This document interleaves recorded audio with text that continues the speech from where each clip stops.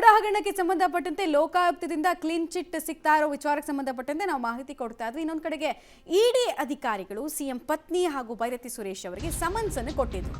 ಈ ಸಮನ್ಸ್ ಅನ್ನ ರದ್ದು ಮಾಡಬೇಕು ಅಂತ ಕೋರಿ ಅವರು ಕೋರ್ಟ್ ಮೆಟ್ಟಿಲೇರಿದ್ರು. ಸೊ ಇವತ್ತು ಆ ಅರ್ಜಿಯ ವಿಚಾರಣೆಯನ್ನ ಕೋರ್ಟ್ ಕೈಗೆತ್ತಿಕೊಳ್ಳುತ್ತೆ. ಇಂದಿಗೆ ಅರ್ಜಿ ವಿಚಾರಣೆಯನ್ನ ಹೈಕೋರ್ಟ್ ಮುಂದೂಡಿತ್ತು. ಇವತ್ತು ಮಧ್ಯಾಹ್ನ 2:30 ಅರ್ಜಿಯ ಹಿಯರಿಂಗ್ ಆಗುತ್ತೆ.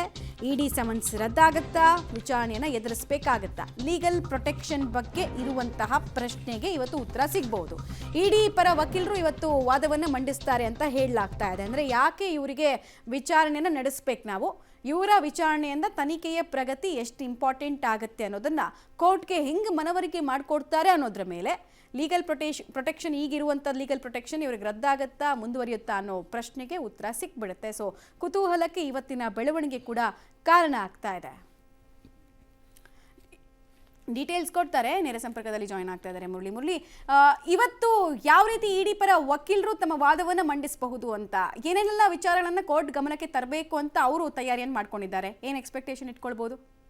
ಮಮತಾ, ಪ್ರಮುಖವಾಗಿ ಇದುವರೆಗೂ ಕೂಡ ಇಡಿಯವರು ಆಕ್ಷೇಪಣೆಯನ್ನು ಸಲ್ಲಿಕೆ ಮಾಡಿಲ್ಲ, ಜೊತೆಗೆ ಆಕ್ಷೇಪಣಾ ವಾದವನ್ನು ಕೂಡ ಮಂಡನೆ ಮಾಡಲಿಕ್ಕೆ ಸಾಧ್ಯ ಆಗಿಲ್ಲ. ಯಾಕೆಂದರೆ ಇದುವರೆಗೂ ಬೈರತಿ ಸುರೇಶ್ ಅವರ ಪರವಾಗಿ ಸಿ ವಿ ನಾಗೇಶ್ವರ ಇರ್ಬೋದು, ಪಾರ್ವತಿ ಅವರ ಪರವಾಗಿ ಸಂದೇಶ್ ಚೌಟ ಇಬ್ಬರು ಕೂಡ ವಾದವನ್ನು ಮಂಡನೆಯನ್ನು ಮಾಡಿದರು. ಜೊತೆಗೆ ಈ ವಾದವನ್ನು ಮಂಡನೆ ಮಾಡೋ ಸಂದರ್ಭದಲ್ಲಿ ನಟೇಶ್ ಅವರ ಸಮನ್ಸನ್ನು ಸ್ಕ್ವಾಶ್ ಮಾಡಿದಂಥದ್ದು, ಅಂದರೆ ಹೇಮಂತ್ ಚಂದನ್ಗೌಡ ಅವರ ಪೀಠದಲ್ಲಿ ಸಮನ್ಸನ್ನು ಸ್ಕ್ವಾಶ್ ಮಾಡಿತ್ತು. ಜೊತೆಗೆ ಅವರ ವಿರುದ್ಧ ತನಿಖೆಯನ್ನು ಮಾಡಬಾರ್ದು. ಜೊತೆಗೆ ಇಡಿ ಅಧಿಕಾರಿಗಳು ಅವರ ಮನೆ ಮೇಲೆ ದಾಳಿ ಮಾಡಿದ ಸಂದರ್ಭದಲ್ಲಿ ಕೇವಲ ನಟೇಶ್ ಅವರದ ಒಂದೇ ಒಂದು ಮೊಬೈಲನ್ನು ಮಾತ್ರ ಪಡಿಸ್ಕೊಳ್ಳೋದಕ್ಕೆ ಸಾಧ್ಯ ಆಗಿತ್ತು. ಜೊತೆಗೆ ಅಕ್ರಮ ಹಣ ವರ್ಗಾವಣೆ ಅಂತೇಳಿ ಆರೋಪವನ್ನು ಮಾಡ್ತಾ ಇದ್ದಾರೆ. ಅದಕ್ಕೆ ಪೂರಕವಾದ ಸಾಕ್ಷ್ಯಾಧಾರಗಳು ಇಡಿಯ ಬಳಿ ಇಲ್ಲ ಅನ್ನೋದ್ರ ಬಗ್ಗೆ ಒಂದಷ್ಟು ವಾದವನ್ನು ಮಂಡನೆಯನ್ನು ಮಾಡಿದರು.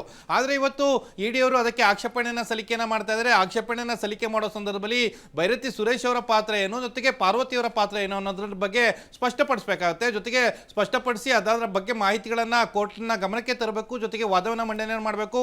ವಾದವನ್ನು ಮಂಡನೆ ಮಾಡಿದ ಬಳಿಕ ಇವತ್ತು ಹೈಕೋರ್ಟ್ ಯಾವ ರೀತಿಯ ತೀರ್ಮಾನವನ್ನು ಕೈಗೊಳ್ಳುತ್ತೆ ಅನ್ನೋದ್ರ ಬಗ್ಗೆ ಸಾಕಷ್ಟು ಕುತೂಹಲ ಇರುವಂಥದ್ದು. ಯಾಕೆಂದ್ರೆ ಇದುವರೆಗೂ ಕೂಡ ಒಂದು ಆರೋಪವನ್ನು ಕೇಳಿ ಬಂದ ಬಳಿಕ ಆರೋಪವನ್ನು ಹೊತ್ತಂತವರು ಯಾರು ಕೂಡ ಇದುವರೆಗೂ ವಿಚಾರಣೆಗೆ ಹಾಜರಾಗಿಲ್ಲ. ಯಾಕೆಂದ್ರೆ ಇನ್ನುಳಿದಂಥ ಆರೋಪಿಗಳು ಯಾರ್ಯಾರಿದ್ರು ಅವರ ವಿರುದ್ಧ ವಿಚಾರಣೆಗಳು ನಡೆದಿದೆ. ಆದರೆ ಪ್ರಮುಖ ಆರೋಪಿಗಳಾದಂಥ ಪಾರ್ವತಿ ವಿಚಾರಣೆಗೆ ಹಾಜರಾಗದೇ ಇರುವಂಥದ್ದು, ಅವರ ವಿರುದ್ಧ ಇರುವಂಥ ಆರೋಪಗಳಿಗೆ ಪೂರಕವಾದ ಸಾಕ್ಷ್ಯಗಳನ್ನು ಇಟ್ಕೊಂಡು ಇವತ್ತು ವಾದವನ್ನು ಮಂಡನೆಯನ್ನು ಮಾಡ್ತಾರೆ. ವಾದವನ್ನು ಮಂಡನೆ ಮಾಡಿದ ಬಳಿಕ ಹೈಕೋರ್ಟ್ ಯಾವ ತೀರ್ಮಾನಕ್ಕೆ ಬರುತ್ತೆ ಅನ್ನೋದ್ರ ಬಗ್ಗೆ ಸಾಕಷ್ಟು ಕುತೂಹಲ ಇದೆ. ಅಂದ್ರೆ 2:30 ಇದು ಅರ್ಜಿ ವಿಚಾರಣೆ ಬರ್ತಾ ಇದೆ. ಅರ್ಜಿ ವಿಚಾರಣೆಗೆ ಬಂದ ಸಂದರ್ಭದಲ್ಲಿ ಸಾಮಾನ್ಯವಾಗಿ ಇವತ್ತು ಯಾವುದೇ ರೀತಿಯ ಆದೇಶಗಳಾಗಿರ್ಬೋದು ಅಥವಾ ಯಾವುದೇ ರೀತಿಯ ಇನ್ಸ್ಟ್ರಕ್ಷನ್ಸ್ಗಳನ್ನು ನಿರೀಕ್ಷೆ ಮಾಡಲಿಕ್ಕೆ ಸಾಧ್ಯ ಇಲ್ಲ.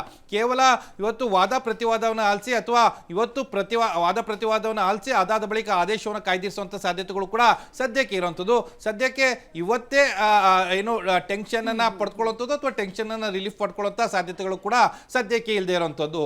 Mamata, okay, right. ಧನ್ಯವಾದ ತಮ್ಮೆಲ್ಲ ಮಾಹಿತಿಗಾಗಿ ಮುರಳಿ.